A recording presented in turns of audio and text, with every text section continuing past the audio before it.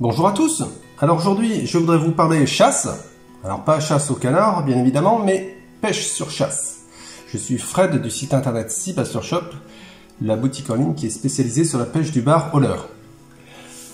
Alors la pêche sur chasse, qu'est-ce que c'est? Une chasse, c'est une concentration de poissons sur une zone qui est en train de chasser sur un banc de petits poissons fourrage.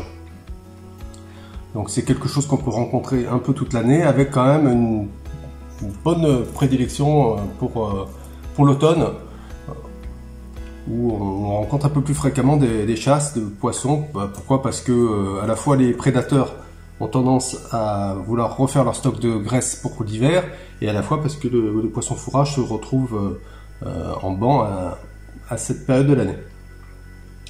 Donc la pêche sur chasse se pratique beaucoup en bateau, bien évidemment, parce que c'est plus facile pour trouver des chasses, même si quand on a un petit peu de chance, on peut assister à des chasses depuis le bord de mer. Parfois les chasses s'éclatent très proche du bord. Donc là, je voudrais faire un petit point sur les leurres qu'on peut utiliser dans ce genre de situation, plutôt côté bateau, puisque c'est plus facile à anticiper et de le faire de façon plus spécifique. La règle générale par rapport à ça, on va essayer de prendre des leurres qui se lancent très loin. Parce que l'une des difficultés sur la pêche sur chasse, c'est que si on s'approche trop près en bateau, on risque de couper la chasse, d'effrayer tout ce beau monde, et après ce sera difficile de capturer un poisson. Donc l'idée c'est de s'approcher, mais garder quand même une certaine distance et de lancer et d'aborder la chasse depuis assez loin. Donc tout ce qui se lance loin et qui permet de pêcher vite peut faire l'affaire avec différentes familles de leurres. On attaque direct par du leurre de surface. Donc là j'ai des Asturies 130, grand classique. Je voulais surtout montrer au niveau des coloris. Donc là, coloris macro, coloris anchois. Le coloris c'est assez important. L'idée c'est essayer de se caler sur le coloris du poisson fourrage en présence. Pas toujours évident à identifier, mais bon. Voilà, ça c'est deux classiques parmi d'autres, évidemment. Là c'est un Asturies 130. Pour avoir du poids, pour monter un petit peu en taille, on peut prendre du 150 aussi. Une des règles aussi, c'est essayer de s'adapter à la taille du poisson fourrage.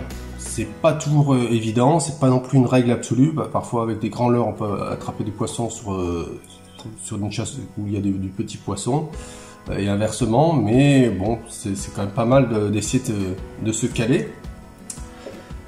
Autre leurre de surface, les poppers. En l'occurrence ici c'est un feed popper, un modèle qui va bien sur chasse, qui se lance bien et qui peut être amené assez rapidement en faisant un chapelet de bulle grâce à la forme en fait de la tête. C'est un taille 100 celui-ci, mais en taille 120 il passe bien aussi.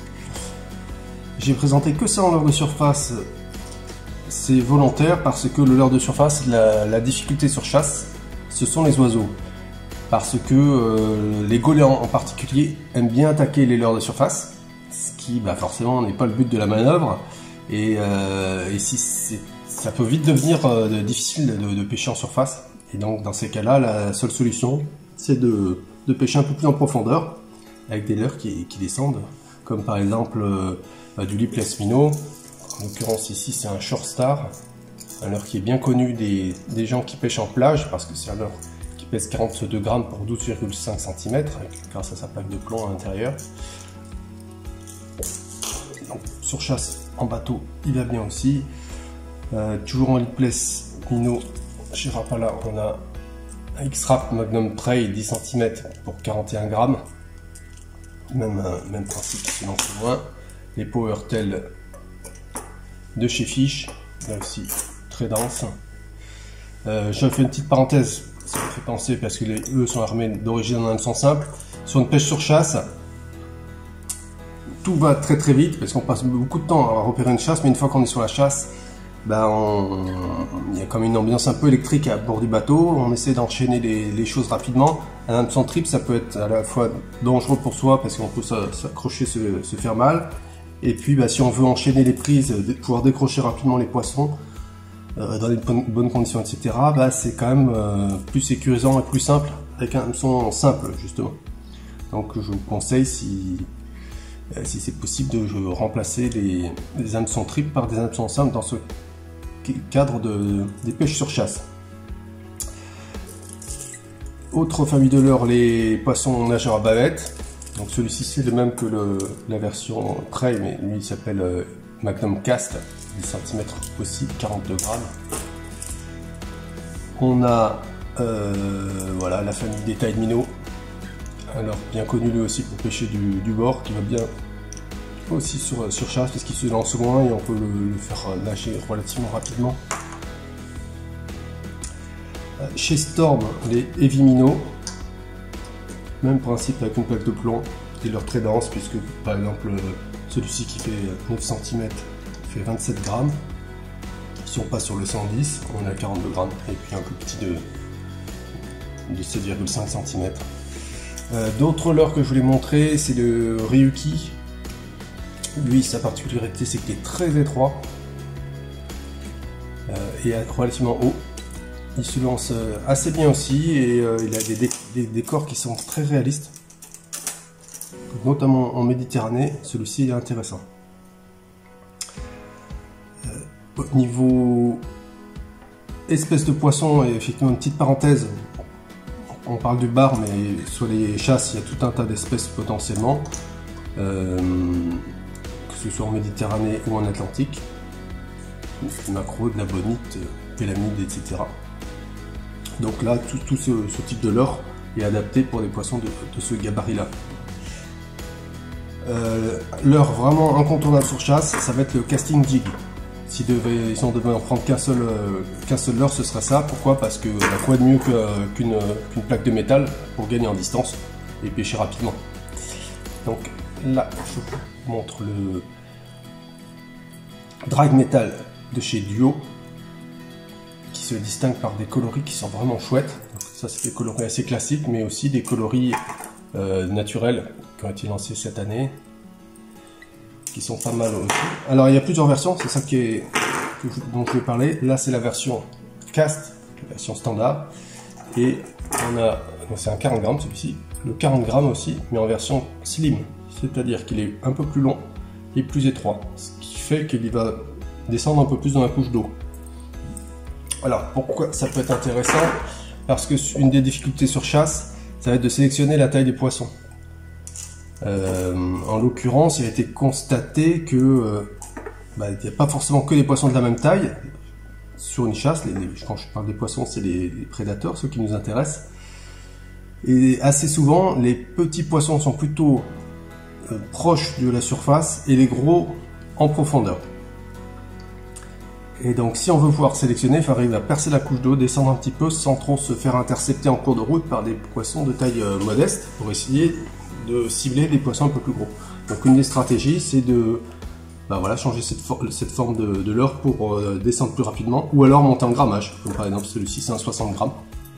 Donc ça peut permettre de descendre un peu plus. Bon, il faut avoir la canne qui va bien, et effectivement, pour ça. Et là aussi, le même 60 grammes, mais en version slim, qui va descendre un peu plus. Dernière famille de leurres assez peu représentée, c'est volontaire, du leurre souple.